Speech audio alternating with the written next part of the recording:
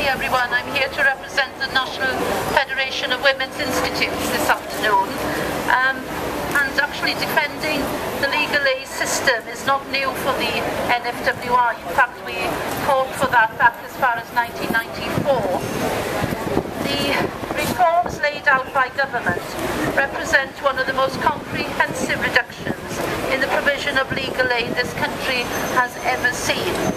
Employment, education, family, welfare benefits, immigration and asylum, clinical negligence and housing will all be affected.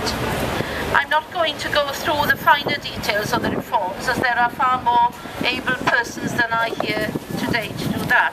But I will talk briefly about the impact these reforms will have on women, particularly women who have experienced violence.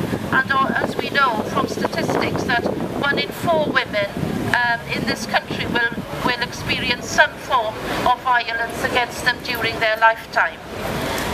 The WI is well aware from our recent campaign on violence that legal aid is a vital life-saving resource for women leaving violent relationships.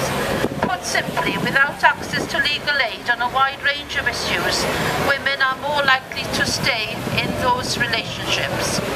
But just to drive the point home far better than I can this afternoon, I have a statement from one of our members, Jeannie. She's unfortunately not able to be with us today,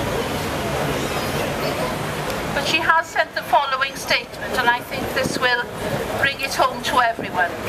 In Jeannie's words, I was married at 17 to a man who was violent from the start.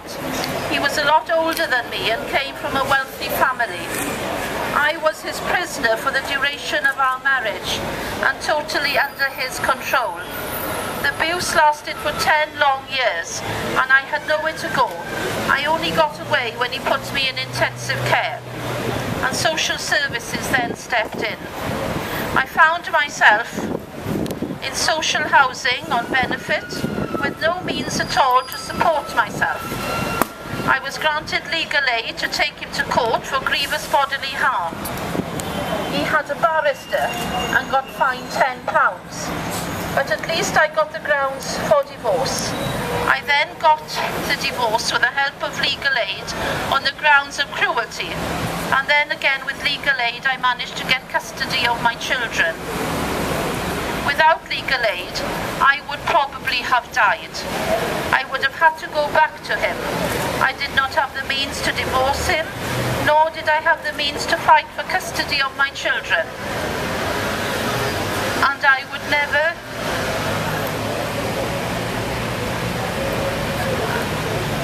never have left my children. With legal aid, I was able to get away, meet a wonderful man, be happily married for more than 40 years, and have 4 well-adjusted children. I find it abhorrent that victims would have their safety net taken from them. I'm also shocked at how short-sighted this government is, because surely when someone is being beaten, having to visit the police, the doctor, go to hospital and getting social services involved must surely cost more than letting someone have legal aid to enable them to get on with their lives. Thank you for the opportunity of reading Jeannie's statement. Thank you.